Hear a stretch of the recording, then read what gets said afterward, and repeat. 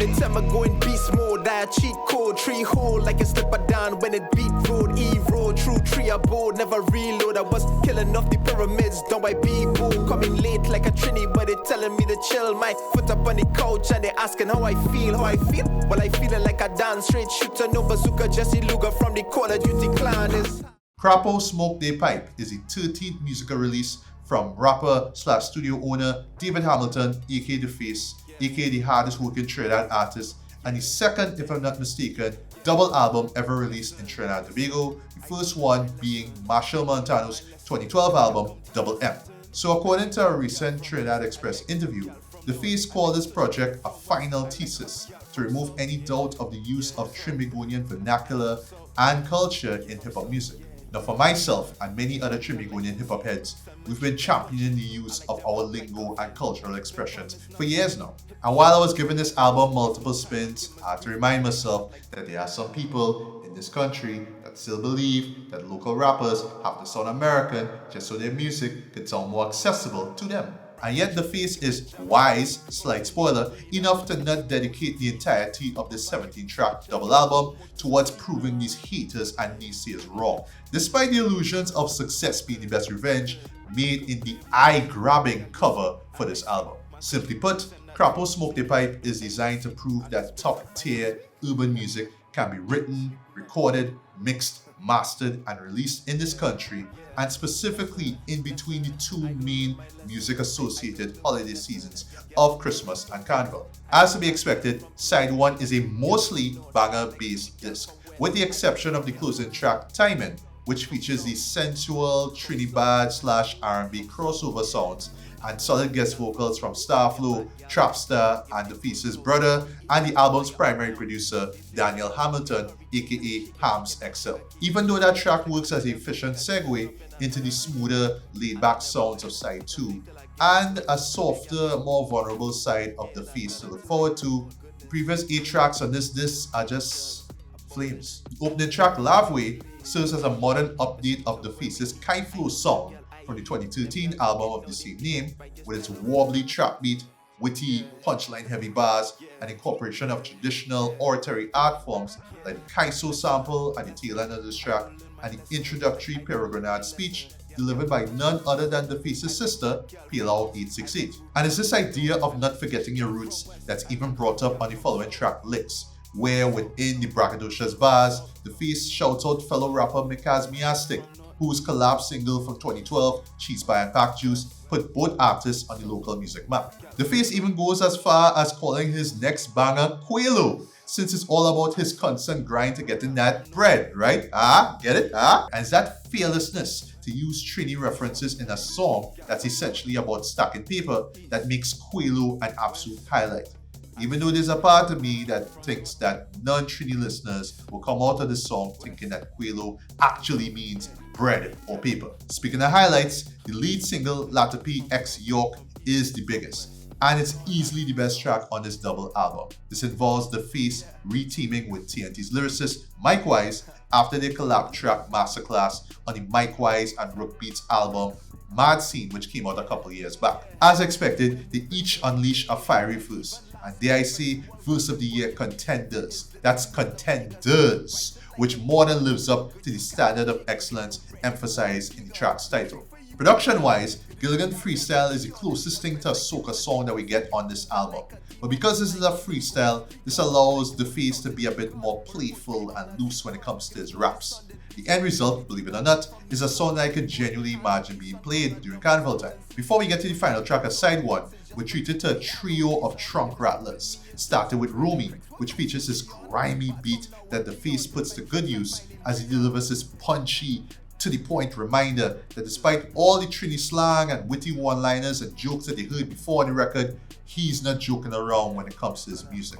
He's in it for the long run, and he's not slowing down or stopping anytime soon. Afterwards, we get one of the album's best and catchiest songs, Lessons, where The Face teams up with his brother Daniel for fun, raunchy, and quotable tribute to Trini women, baddies if you will, from the north, east, west, and south. It features an absolute earworm of a beat with its soca-based percussion, drill synths, and thick, T-I-C-K, thick bass line. Closing off this trifecta of trunk rattlers is No BS, where DeFace reteams with fellow rapper DNA 868 Music, both of whom have shown their musical chemistry a few years back on the enjoyable collaborative EP A Busy. Now the addition of sound effects on this track's spacey production, one in particular that sounds like both a laser and a silencer shot, gives the overall song this video game-like quality to it. It's as if DeFace and DNA are characters in this stealth shooter game.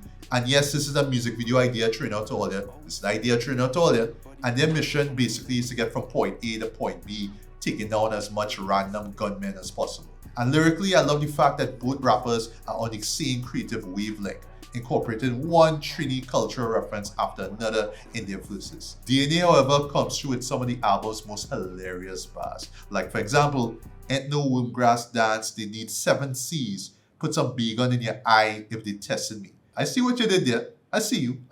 And now for side 2, aka Smoke, which, as I said earlier, centers on the softer, vulnerable side of DeFace. Not just lyrically, but sonically as well, with 8 instrumentals ranging from Afrobeat and R&B to lo-fi and neo-soul. It starts off rather strong with the track Universe, which features a great intro and hook from Daniel Hamilton and lyrics by DeFace centered on his resilience to keep moving forward throughout his lengthy musical career. The chipmunk vocals that play out after the intro did take a while to get used to, but thankfully they did not lessen the emotional weight of DeFace's lyrics or the emotionally driven instrumental surrounding them. DeFace expands on this theme of resilience in what is easily the best track on this disc, I Remember. Sonically, I love how this track complements Universe, where on that track, it starts off with church organs, and on this one, it opens with a soft rock sample that sounds lifted from a song that you'd hear on a Sunday morning,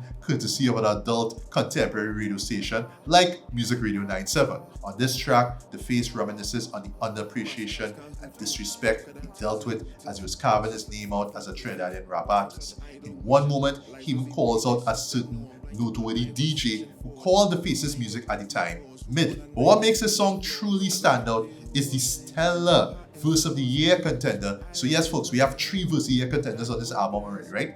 From none other than St. Anne's, who I haven't heard anything from in a long while. He gets deep and dense on how he hasn't let go of his past, in particular feeling undervalued by his peers and harshest critics. There's a moment near the end of his verse which starts off with him talking about having the memory of an elephant and closing with water. That's all I'll say without spoiling anything.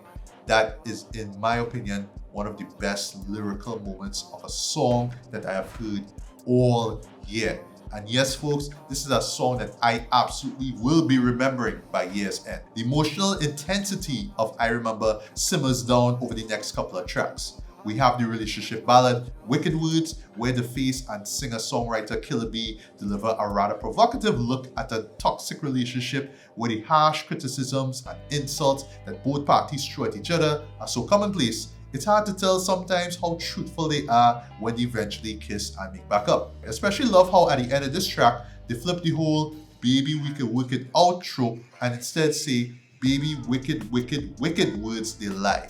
That's some great songwriting right there. When you hear the song, you'll understand what I'm talking about. But that's some great songwriting right there. Following that is How They Think Go, which is this breezy, light-hearted, romantic getaway song where DeFace raps and auto-croons about spending time with his love interest. The production on the next track, Thinking About You, feels purposefully deceptive with its airy vaporwave backdrop, drill, drum beat, and in particular, the bed spring squeak sound effect that Lil Jon made famous with the Trillville song Some Cut, If You Know You Know. Even the title is deceptive as it gives the impression that we're getting this love or sex jam from DeFace, but actually he uses this very atmospheric beat to talk about former friends and supporters who turned their back on him the moment he achieved his artistic goals. Lyrically, I felt this song could have gone on a bit longer, but I still enjoyed it for its overall moodiness. On the track Runaway, DeFace, with some lyrical support from R&B artist Neil Panther, does a clever twist on the Kanye West and Pusha T song of the same name. Ah boy, remember back in the days when Kanye and Pusha were friends, boy? Remember them days? It was almost like yesterday, you know. Well, what you can do, right? You know, God had to sort Kanye out, right? God had to sort Kanye out, right? So, You know, it is what it is. But anyway, he's expressing his admiration that he has for his romantic partner, especially how driven she is in terms of achieving her goals. Yet at the same time, those goals of hers involve leaving him and their home country. And if you just so happen to be a creator from this country, you can more than relate to the song's theme of leaving your loved ones in pursuit of greatness somewhere else. Over the somber, guitar-driven sounds of the penultimate track, Iwer Wine, The Face delivers the most introspective song I've ever heard from him. Here he raps about the lonely path he's walked on in his career and how distant he feels from other artists, specifically in the soca genre, who've achieved more than he has. And though they can put their grievances and squabbles aside when it's carnival time and all we're hearing on the radio is soca music, hence the title, when the smoke clears, it's back to The Face being looked down upon as some wave-chasing hip-hop artist. There is a lot to dissect from this song's dense and partly metaphorical lyricism, but of the tone of this beat and The Face's vocals, it's painfully clear that these are deeply personal thoughts we're hearing on this track. Side 2 ends on a strong note with the track Heaven, and from the title alone, I love how it complements the opening track Universe, where on that track, The Face rapped about the dreams he was pursuing, and the wider scope presented on this track here, he's rapping about who he's continuing to pursue his dreams for. The beat features these glamorous piano and string chords, regularly interjected by a brash note of brass, and The Face at this point in the album expresses gratitude for being able to make music in terms of artistic expression, an actual career, which is very important, and the legacy he wants to leave behind. Family, friends, and loved ones continue to play a huge part in his upward trajectory, but at the end of the day, it's about him leaving behind a discography that speaks to the talent, skill, and passion he puts into each of his projects. And Crapaud Smoke Dey Pipe is but one of the records that I hope will solidify The Face as one of Trinidad and Tobago's best urban musical artists for years to come.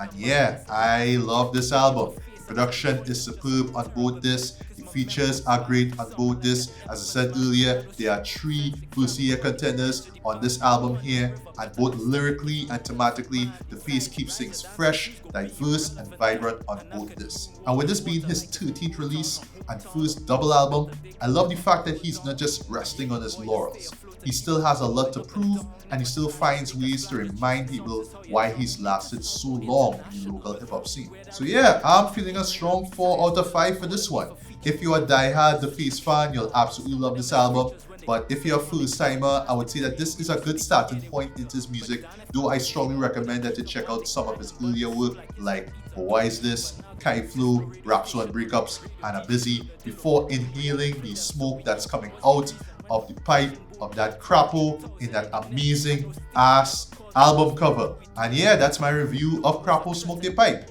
It's now available on Spotify, Apple Music, iTunes, Bandcamp, and Deezer. If you checked out the album, feel free to let me know your thoughts on it in the comment section.